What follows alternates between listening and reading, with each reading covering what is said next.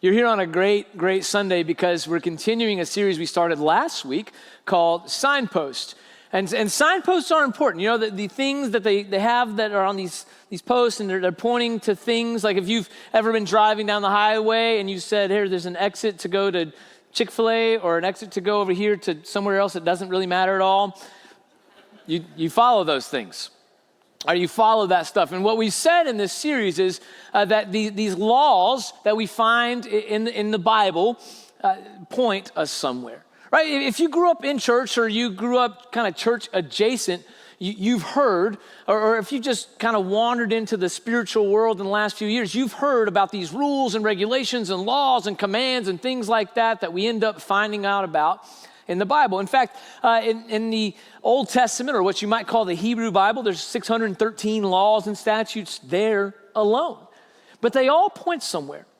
They all are signposts pointing us somewhere.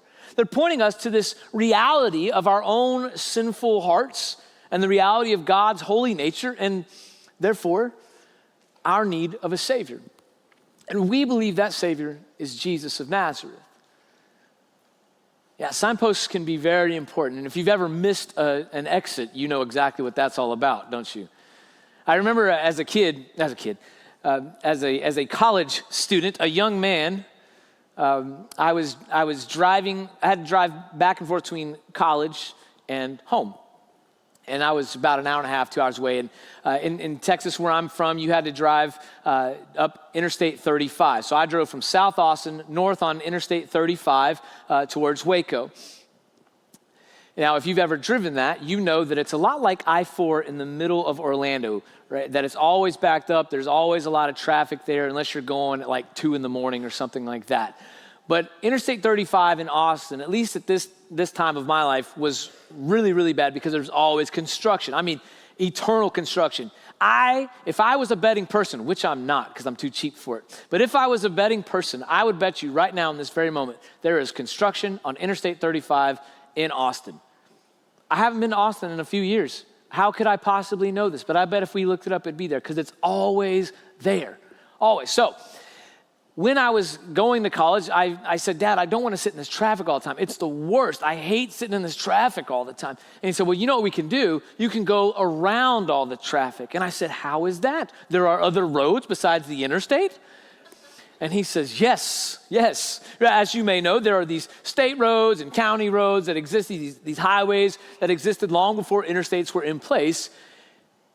And so he said, well, let's take some of those. And he explains to me. He says, Dad, he says, son, just take this road here to this highway here, and then you're going to take this road up here. I said, got it. Now, I should have written all of this down. I should have written it all down. I also, in the absence of writing it all down, could have just done what we all did back in those days. This is before we had maps on our phone, like GPS on our phones. I definitely did not have the old TomTom sitting in my car. Maybe some of you have that. Didn't have that. But you could always go to like MapQuest or Expedia, right, and print off the turn-by-turn directions for these things. If nothing else, you could go, if your mom and dad, like mine, had a big old Rand McNally. You ever have one of those? You get on your road trip. It's about that big. Right? Even if you weren't using it, if somebody tried to break into your car, you could hit them over the head with it and it was all going to be good. You could do any of those things, but I did none of those things. And I was want to do in those days, I heard everything my dad said and I promptly forgot everything that he had said. I got the first 1 or 2 steps and that got me far enough to get into trouble. And so I start driving, I take this one turn, I take this other turn, and I come to a place where I think, pretty soon I should be having to make a turn to go back this other way, I think. So I said to myself, be on the lookout. I was just on the lookout for the wrong thing. And after a while of driving, I realized I don't think that I'm in the place I'm supposed to be. And so I did what's always a scary thing to do. I pulled into a gas station and I walked in. And this old man is sitting there looking at me with a toothpick in his mouth. And he can see it in my eyes. He goes, lost? Yes, sir. Where are you trying to go? Oh, I'm headed towards Waco. Oh, buddy. You're going to have to turn around that way and head back an hour. And you're going to look for this sign. I was like, okay. Man, being lost at that stage in life, missing a signpost, not knowing where you're going, I mean, that means a lot. That's kind of a scary deal, especially when you didn't have a map. And if I hadn't seen this guy or run into somebody else to talk to him, I really wouldn't have known where I was going. Not having a signpost or something laid out for you can be a little bit scary, especially early on in life. I mean, and not just with driving, right? When you're out there starting life, you get away and you get your first apartment, and then your toilet backs up or breaks or something goes wrong or your air conditioner goes out, you don't even know who to call. You have no idea. Am I supposed to call the landlord? Do I have a landlord? I don't even know how that works. What is this? Who is it I'm supposed to call for my air conditioning? And then now my brakes are going out. I didn't know my brakes were going out. They were squealing really loud, and the lady at my office said that I should handle that before I die, so I need to do this. But who do I call? And if you're in your 20s right now and you're kind of starting out there, let me tell you something. It doesn't get any better. You get going through life, right? You get in your 30s, your 40s, your 50s, 60s, 70s. You're still facing things you've never faced before. And you're expected to have all the answers at that point, but you don't. You have no idea. I remember looking at my mom and dad going, they know everything. They know how to handle every situation. They don't. They don't, man.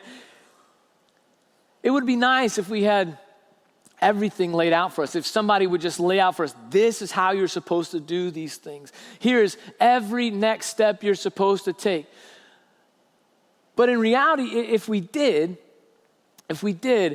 I would be willing to bet that a lot of us would ignore some of those steps. We'd like step 1, 2, and 4, but we'd say, I'm not doing step 3 and 7. That's uncomfortable. I'm not going to do that. And what if whenever somebody laid it all out for us, what if there were a bunch of rules?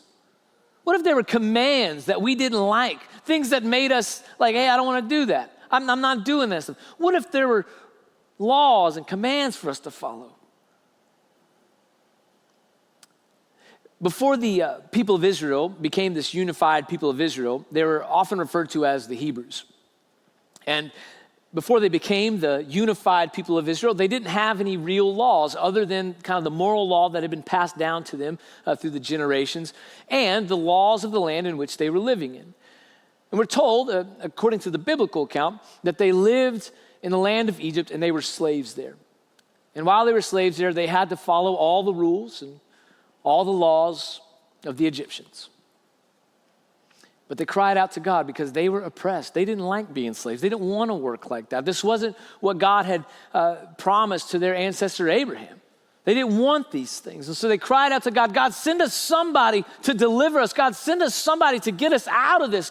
Send us somebody, help us. And God did. God sent a man named Moses.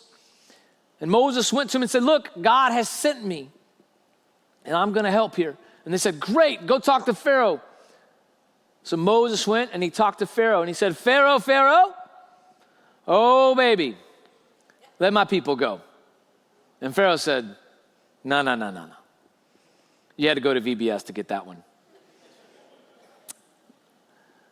Pharaoh, let my people go. And Pharaoh says, not a chance, dude. Did you know we're building stuff? I need people to do this for free. And Moses said, well, I got God on my side. And Pharaoh said, who cares about it? I got a bunch of gods. In fact, I'm a god. I don't care. Do your worst, man. And Moses said, okay, but this God's really powerful. He's going to send plagues and bad stuff's going to happen. And Pharaoh said, do your worst. Well, next thing you know, the river Nile is running red with blood. There's frogs everywhere. There's flies and locusts. People are dying. And Pharaoh says, that's enough. Get out. And he sends them. Now, these are people who have been enslaved for a long, long time, hundreds of years at this point. And they finally are away from Egypt. They're on the other side of the Red Sea. They're celebrating, they're happy, everybody's joyous, and it suddenly dawns on them. Who's in charge? What do we do? And what do we do when somebody doesn't obey them? Because we don't have any real laws. There's nobody to tell us what to do. It's kind of like that first night on your own in your own apartment or in your dorm room when you get away from mom and dad and you're like, I can do whatever I want now. What should I do? And so Moses said, I'm going to go up on the side of this mountain here and I'm going to talk to God. And I'm going to see what it is we're supposed to be doing. So Moses goes up on the side of this mountain and he begins to talk to God. And God reveals to him what he wants Moses and the Israelites to do. And he gives them some laws. Moses comes down the side of the mountain with these 10 foundational commands. I just want to look at them real briefly with you for a second. You maybe have heard these before, but in case you've forgotten, it's these. You shall have no other gods before me. You shall not make for yourselves an idol. You shall not misuse the name of the Lord your God. Remember the Sabbath day by keeping it holy. Honor your father and your mother. You shall not murder. You shall not commit adultery. You shall not steal. You shall not give false testimony. You shall not covet. 10 pretty great laws. 10 great basic laws. And they're very helpful. They're very helpful for whoever follows these laws. They're very helpful for us today. In fact, these have kind of undergirded much of Western civilization for hundreds, if not thousands of years at this point. But I really want to focus on, because we don't have time to look at all 10 today, I really want to focus on the first 3 of these. Because all of these 10 commands are couched in this idea that God is their deliverer. That God is the one who has brought Israel.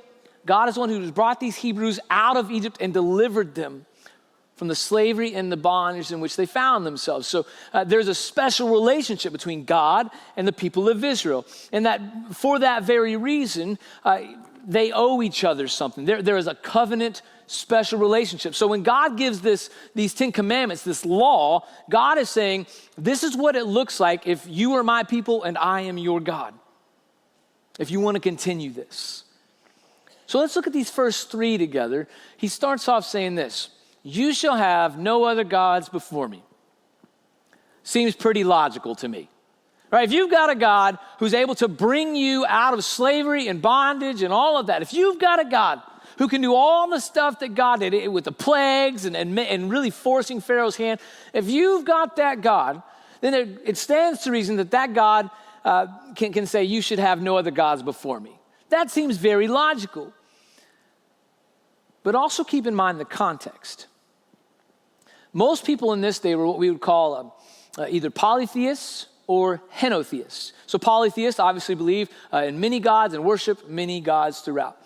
Henotheists believe in many gods and would worship primarily one God, unless that God's proved to be inadequate. And then they would switch over to another one if they had to. What these ancient Israelites were what we would call monolatrists. Monolatrists is not the same thing as monotheism. See, they believed that there were these other gods in the world, but they were going to be committed to serving one God, and that's it. One God and one God alone. And that is this God that just brought them out of Egypt. God's ultimately saying, what God is actually commanding is that we know God as the only true God. And that's what he says to Israel, and I think it's what he says to us thousands of years later, that we know God as the only true God. The thing is, though, other gods creep in a little bit, don't they? They creep in a little bit in our lives. They crept in with the people of Israel. Now, they knew what God had done. They knew what God had done in their lives. They knew that God had done incredible things to get them out of Egypt and that God was doing miraculous things all the time. But there's this natural pull to want to be in charge of our own lives and to choose for ourselves a lot of times, even though God's way is better and God's way is good and God has proven himself over and over and over again. There's this natural pull for a lot of us to say, well, maybe I like this instead. Maybe I just find you inadequate today, God of the universe, and I'm going to do what I want to do. And I'm going to go serve this instead. But when this happens, we need to turn. We need to turn from those things and turn back to the one and only true God. God goes on in the second commandment and says this: you shall not make for yourself an image in the form of anything in heaven above, or on the earth beneath, or in the waters below. Also makes sense to us, thousands of years after most people have given this sort of thing up. Now there's still idol worship around the world. You can probably find some here in Orlando, as a matter of fact. But for those of us in the Western world, for the most part, we've moved away from this idea of idol worship. This was a radical departure from most other cultures in their area too. Everybody had idols. Everybody had some kind of pole with somebody's face on it, or they had a bronze statue or something like that. I mean, by the time Moses got down the side of the mountain with the new 10 commandments and everything on his clay tabs, he's all happy and they're shiny and wonderful, and God made them with his own hand. He gets down there, they've already made a golden calf. And they're worshiping this golden calf because they thought that's what they were supposed to do. These gods creep in. Now, before you check out here and say, well, look, dude, I don't have a golden calf sitting in my living room. I'm fine. This doesn't apply to me. Let me ask you something. Do you ever build your identity on your career? Do you ever find yourself depending more on success or more on money than you do on Jesus? Do you filter your life through your politics, your nationalism, or even your spiritual performance? Do you filter your life through all of that things more than you do through Jesus? If so, then those things have become idols. We don't call them idols. We certainly don't call them gods, but they are idols that function as gods in our life. They take up importance in our life. So what God's really commanding here is this: that we avoid all idolatry. All idolatry. And all idolatry really means is that we are trusting in created things rather than our Creator.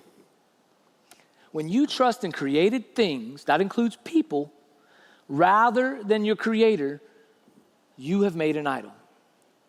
God says, avoid that. The only thing that's going to happen there is you're going to break your own heart.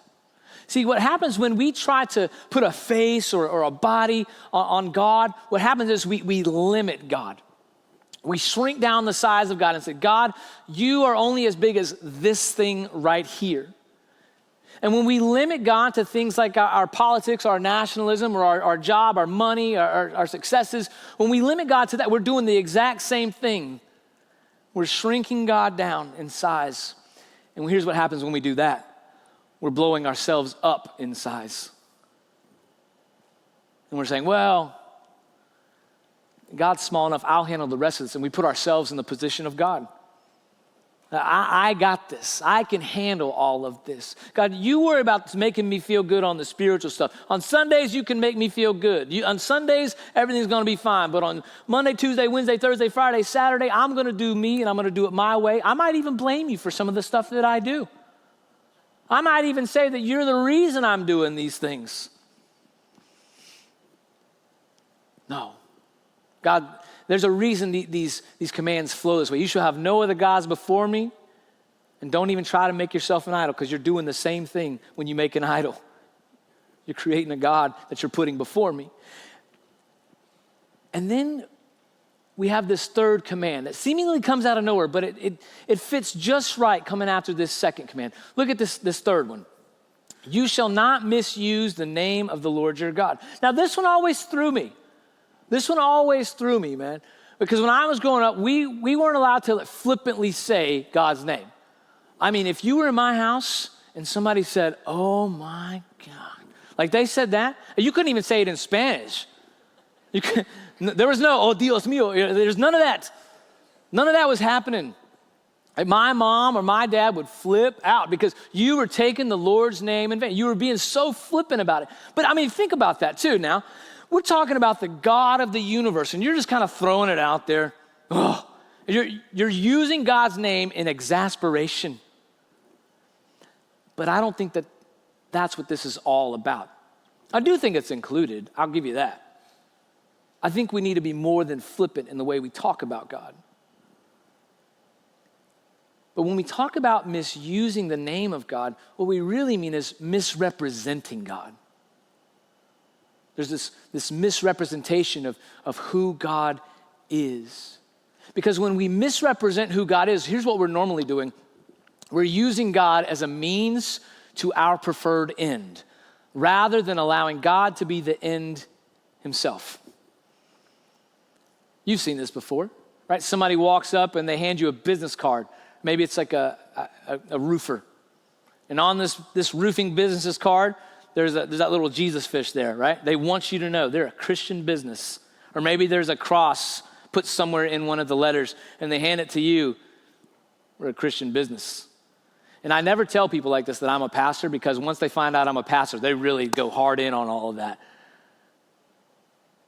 And you know what I've found, and I bet you've probably found too? Usually when somebody does that, I can't trust them. They prove to be untrustworthy people. They are misrepresenting God. They are misusing the name of God. They're using God as a means to an end, their end. Now, if you've got an ictus on your business card, don't hear me calling you out here. But the reality is, when we use our belief in God, when we use our worship of God as a means to an end, that's the same thing as misusing the name of the Lord your God. Really, what God is after here, here's what he's actually commanding: that we treat God's name with fear and reverence. So don't use God's name as real flippantly as an exasperation or something. Like, don't be throwing around the GDs all the time or anything like that. Treat God's name with fear and reverence, which ultimately just means respect. Treat God's name with respect. Like, this is the God of the universe. This is the God who's brought you out of so much. If I asked you to share your testimony up here right now in front of everybody, you could talk about ways God has moved in your life, ways God has done stuff in your life that you couldn't have explained at the moment, but now you look back on it, you man, God did all of this. Or maybe some of you've experienced things that were almost, maybe not even almost, were totally miraculous. And you can look back and go, this happened, God did this. Why, if that's true, would you ever talk about God in a way that wasn't respectful? Just out of pure love, right? You're not afraid of them, but out of pure respect and love. There are people in my life that I love and respect, and I would never speak ill of them. I would never joke about them because I respect them that much. I would never talk to them in certain ways because I respect them that much. That's what we're talking about here. The thing is, it kind of creeps in from time to time, all of these three things. I like to travel, and when I do, I like to travel with just a backpack. I don't like having to carry a thing with me. So if I can get my clothes that I'm wearing into a backpack, I'm golden, man. I feel great about life. Because I don't really need a lot of clothes. Give me some jeans. You know, I'll put a shirt on or whatever. Maybe I've got some flip-flops I need to take with me, depending on where I'm going. But I'd rather just travel with a backpack. But I have a problem every time I do this. Here's what it is. I like having technology and books with me when I travel too. And what happens is I start walking around my house and I go, you know what I need? I gotta have my computer. I gotta have my computer because I just need to be able to do stuff. And what happens if I get into a situation where like I have to book some plane tickets and I don't know if I'll be able to do it on my phone fast enough or securely enough. So I need to make sure that I have my computer and I can do this and I can work on other stuff if I need to. I can look things up faster. Oh, and then that means I gotta have that charger. And then I gotta also, maybe I should take my iPad too, just so we have that extra thing. And I gotta have my headphones. But what happens if those headphones go out? I'll get these other ones and I'll have those in there too. Gotta have all the chargers, have that. And then the real trouble starts. Every vacation I go on, every trip I go on, I say to myself, you only need one book. You're only gonna finish one. But then I start walking around my house and I go, this is the one I want to read. or I'm already currently reading. I'm going to finish that, but I'm going to read this fast. This is 7 days. I'm going to read this fast. Next thing you know, I got 5 books in my bag. I'm walking around with 5 books. It gets heavy. Like this thing wouldn't pass inspection going to the Delta counter. They wouldn't let it on the plane without an extra price. I'm carrying this thing around, hunched over, walking through everywhere. You know, it's the same in our lives. Our lives are like a backpack. We don't mean to, but we start putting little things in our backpack. Every time we put something in God's place, every time we choose something over God, we're putting something in our backpack. And eventually we put so many things in there, we're carrying a weight we were never meant to carry. And what's happened is these other things, these other little gods and idols have crept their way into our life unconsciously. And we have begun to stray from God. We've begun to wander away from God. And it happens to all of us. Every single one of us has walked through that. Here's the thing though. When we do that, we are separating ourselves from God. We're separating ourselves from God. And when you've separated yourself from God, you're rendering it almost certain that you are going to spend your life apart from God and your eternity apart from God. The people of Israel had all wandered away from God. Thousands of years after Moses and the Israelites had been there on the side of that mountain, years after all of this, they had wandered away. And so God sent them a prophet, and his name was Isaiah. And Isaiah was sent a note out, and he said, look, there's this thing, God wants you back, and so God is making a way for you to come back, and God is sending somebody, this servant. We refer to him as the suffering servant. If you go back and look at Isaiah chapter 53, you'll see God is telling Isaiah to tell the people, there is a suffering servant who's going to take all of this sinfulness that you have, and he's going to take it upon himself. He's the one who's going to suffer in your place, because I'm a merciful God. In fact, Isaiah says it like this.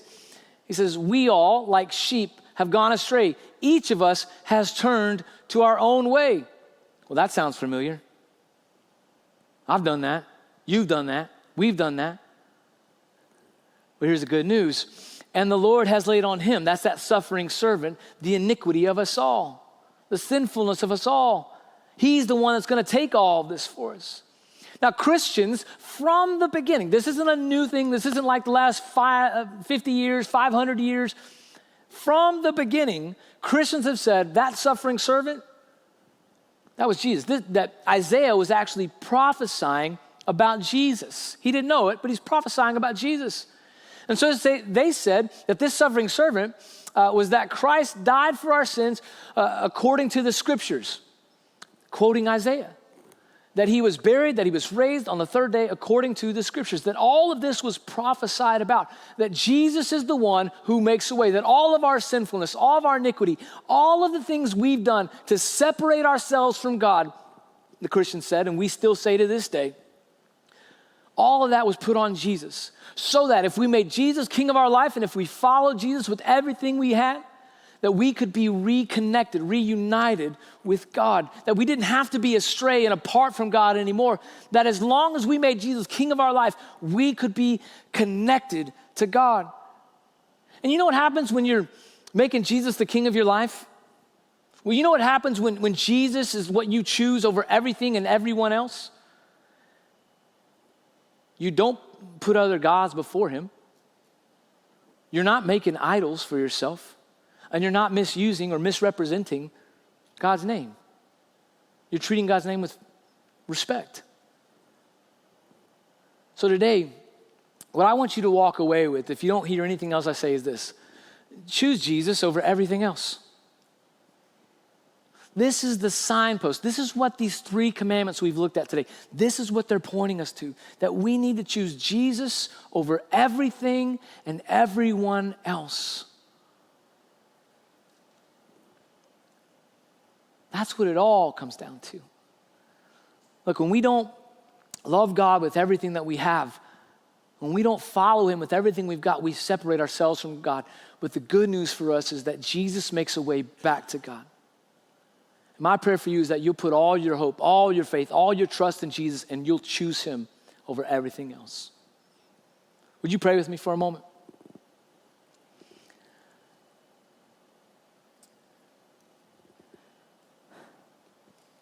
Lord, I pray that you would remind us that we can't earn our way back to you. Lord, remind us in this moment that we can't earn our way to you, that we can never be good enough, we can never be stylish enough, we can never be rich enough, we can never be anything enough to earn our way back to you. Help us to understand that it's through Jesus alone, and it's through Jesus and only Jesus we can be connected to you, that we can engage with you. Help us to put him at the front of our lives.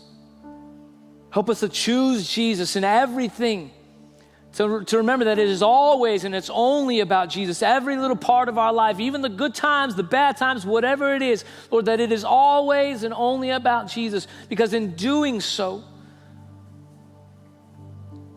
we are reunited with God.